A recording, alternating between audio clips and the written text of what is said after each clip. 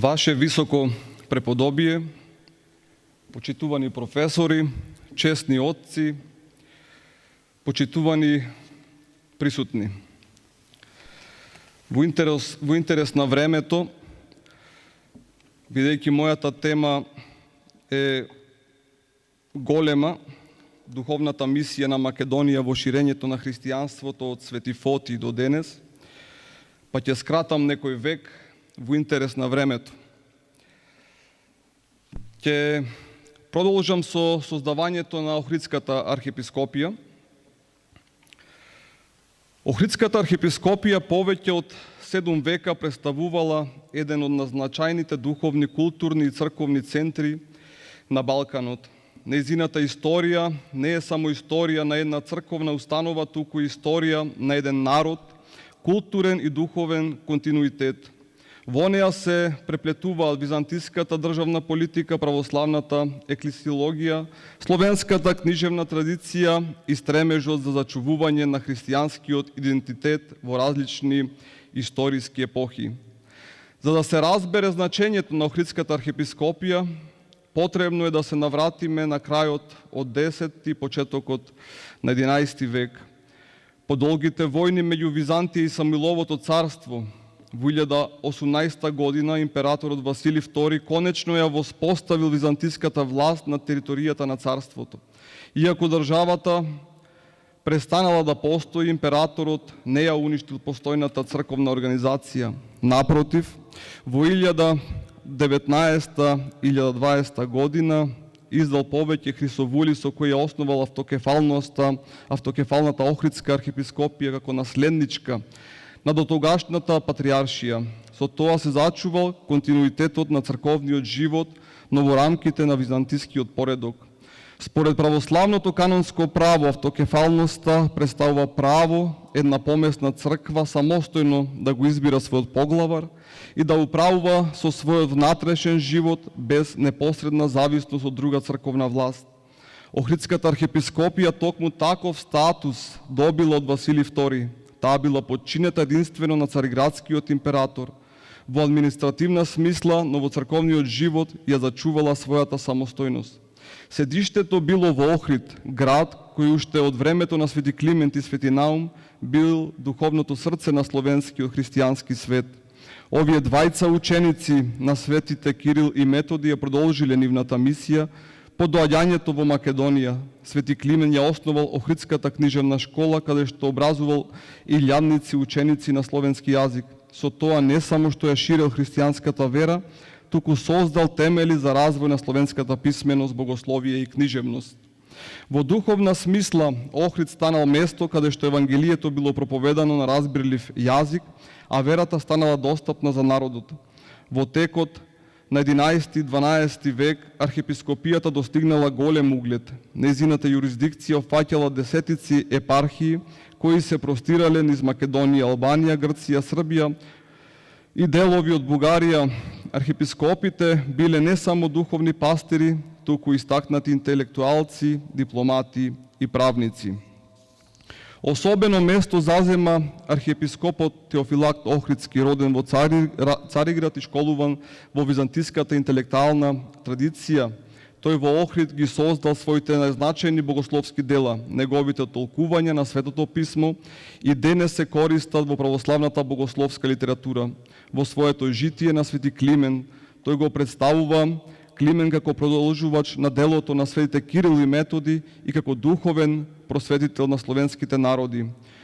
Во 13 век архиепископот Димитрий Хоматијан ја зацврстил правната и духовната улога на архиепископијата. Неговите канонски одлуки представуваат значајни извори за средновековното црковно право. Тој бил посредник меѓу различни владетели и цркви, покажувајќи дека духовната власт во тоа време имала и големо општествено значење. Покрај богословието, Охридската архиепископија била центар на книжевноста и уметноста. Во нејзините манастири се припишувале богослужбени книги, се преведувале дела од грчки на словенски јазик, се создавале икони, фрески со извонредна уметничка вредност. Катедралниот храм Света Софија во Охрид представува едно од значајните достигнувања на византиската сакрална архитектура.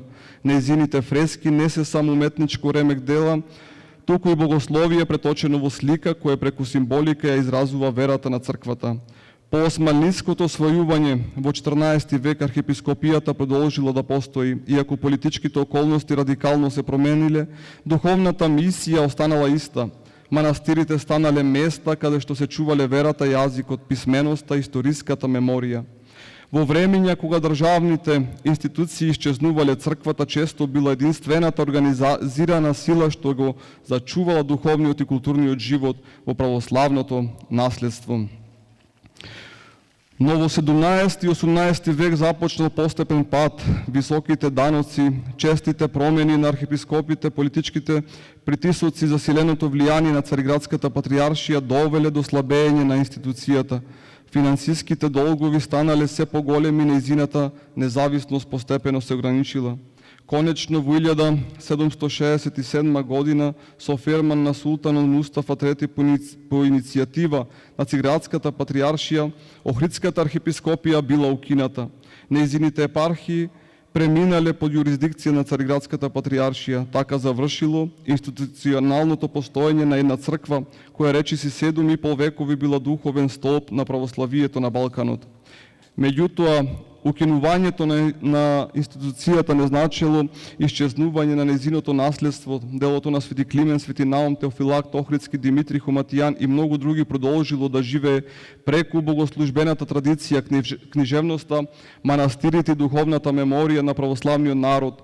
Охрид останал град на светители, просветители и богослови, а неговите храмови денес сведочат за вековната духовна култура. Историјата на Охридската архиепископија не учи дека вистинската сила на една духовна институција не лежи само во нејзината административна организација, туку во нејзината способност да ги чува верата, образованието и културата низ најтешките историски искушенија. Токму затоа Охридската архиепископија останува еден од најзначајните символи на православното духовно наследство и на средновековната христијанска цивилизација на Балканот. Историјата на Охридската архиепископија не завршува со нејзиното укинување во 1767 година. Иако тогаш престанува нејзиното институционално постоење, споменот за неја останува жив во свеста на православниот народ, во богослужбената традиција, во манастирите, во книжеството наследство и во историската меморија. Во 19 век, со појавата на националните движења на Балканот, прашањето за црковната самостојност повторно добива големо значење. Православните верници во Македонија бараат богослужба на народен јазик, своји архиереи, обновување на духовната традиција поврзана со Охридската архиепископија. Иако овие стремежи не биле веднаш остварени, тие покажуваат дека споменот на архиепископијата никогаш не исчезнал. По Втората светска војна започнува нов историски период. Во рамките на тогашната Федеративна Народна Република Југославија се создаваат услови за отварање на прашањето за обновување на црковниот живот во Македонија. Во 1958 година на Црковно-народниот собор во Охрид е прогласено обновувањето на Охридската архиепископија преку возобновувањето на Македонската православна црква. За нејзин прв поглавар е избран архиепископот Доситеј. Овој настан представува почеток на современиот живот на обновената црковна организација. Во 1959 година Српската православна црква и доделува автономен статус на Македонската православна црква и го признава изборот на архиепископот Доситеј. Со тоа се воспоставува определен степен на црковна самостојност, но прашањето за целосната автокефалност останува отворено. Во 1967 година, по повод 200 години од укинувањето на историската Охридска архиепископија, Светиот архиерејски синод на Македонската православна црква прогласува автокефалност. Од гледна точка на самата црква вој чин представува возобновување на древната Охридска архиепископија и продолжување на нејзиниот историски континуитет. Меѓутоа, другите православни цркви во тој период не ја признаваат ова автокефалност, сметајќи дека е прогласена без општ православен консензус. Така започнува долг период на канонска изолација кој трае повеќе од 5 децении. И покрај тоа Македонската православна црква продолжува активно да го развива својот духовен живот. Се обновуваат и се градат стотици цркви и манастири, се отвара богословијата Свети Климент Охридски, а подоцна и православниот богословски факултет Свети Климент Охридски во Скопје. Се образува нови свештеници богослови, се преведуваат богослужбени книги, а духовниот живот станува се побогат. Во исто време започнува интензивна реставрација на бројни средновековни храмови. Манастирите Свети Наум, Свети Јован Бигорски, Лесновскиот манастир, Трескавец, Осоговскиот манастир и многу други повторно стануваат живи духовни центри. Тие не се само историски споменици, туку места на молитва, монашки подвиг и духовно образование. Во 21 век се отвараат нови можности за надминување на долгогодишниот црковен спор, по повеќе годишен диалог и меѓусебни разговори. Во мај 2022 година Вселенската патријаршија ја прима црквата во евхаристиско и канонско единство, признавајќи ја под историското име Охридска архиепископија. Со тоа завршува долгата канонска изолација и се отвара патот кон конечно решавање на нејзиниот статус. Неколку дена подоцна Српската православна црква воспоставува целосно литургиско и канонско единство со Македонската православна црква Охридска архиепископија. На 5 јуни 2022 година, за време на заедничката света литургија во Белград, патријархот Порфири свечено го врачува томосот за автокефалност. Со тоа, по повеќе од 50 години, прашањето за црковниот статус добива ново решение во рамките на православниот свет. Во месеците што следуваат, повеќе помесни православни цркви воспоставуваат евхаристиско општење со Македонската православна црква Охридска архиепископија, што представува важен чекор кон нејзиното пошироко прифаќање во православното семејство. Денес Македонската православна црква Охридска архиепископија е предводена од неговото блаженство архиепископот Охридски македонски Господин Стефан. Таа има епархии во државата и во диаспората, бројни манастири, богословски и образовни институции и активно учество во духовниот, културниот и општествениот живот. Нејзината мисија останува иста, како и во времето на Свети Климент и Свети Наум, проповед на Евангелието за чувување на православната вера и духовно просветување на народот. Возобновената Охридска архиепископија представува мост меѓу богатото средновековно наследство и современиот православен живот. Нејзиниот историски континуитет се гледа не само во името, туку и во негувањето на богослужбената традиција, почитувањето на светителите, развојот на богословската мисла и грижата за духовно образование. Кога денес зборуваме за Охридската архиепископија, не зборуваме само за една институција, зборуваме за повеќе од 1000 години духовна традиција, за делото на Свети Климент, Свети Наум, Светите Кирил и Методи и за генерации архиереи, монаси, свештеници и верници кои ја чувале православната вера низ различни историски искушенија. Во заклучок може да се каже дека возобновувањето на Охридската архиепископија представува еден од најзначајните настани во современата црковна историја на Македонија. Тоа е сведоштво дека духовното наследство не може да биде избришано со политички одлуки или историски премрежја. Денес, како канонски признатата автокефална црква, таа го продолжува своето послание да биде чувар на православната вера, на духовната култура и на богатото наследство што започнало со Свети Климент и Свети Наум и продолжува до денес.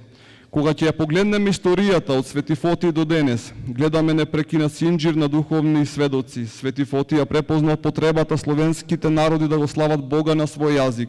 Светите Кирил и Методи ја создале азбуката и ги превеле светите книги. Свети Климент и Свети Наум ја продолжиле нивната мисија во Охрид и Македонија. Охридската архиепископија со векови ја чувала православната вера. Манастирите ја сочувале духовноста во најтешките времиња, а денес одговорноста преминува на нас. Нашата духовна мисија повеќе не се мери со тоа колку земји ќе посетиме или колку книги ќе напишеме. Таа се мери со тоа дали ќе живееме според Христовите заповеди. Ако сме луѓе на љубовта, мирот, вистината и милосрдието, тогаш ја продолжуваме истата мисија што започнала пред повеќе од 11 века. Нека примерот на Свети Фотиј, Светите Кирил и Методи, Свети Климент и Свети Наум не поттикнува секогаш да останеме верни на Христовото Евангелие, да ја чуваме православната вера и со нашиот живот да сведочиме дека светлината Христова никогаш не згаснува. Ви благодарам на вниманието.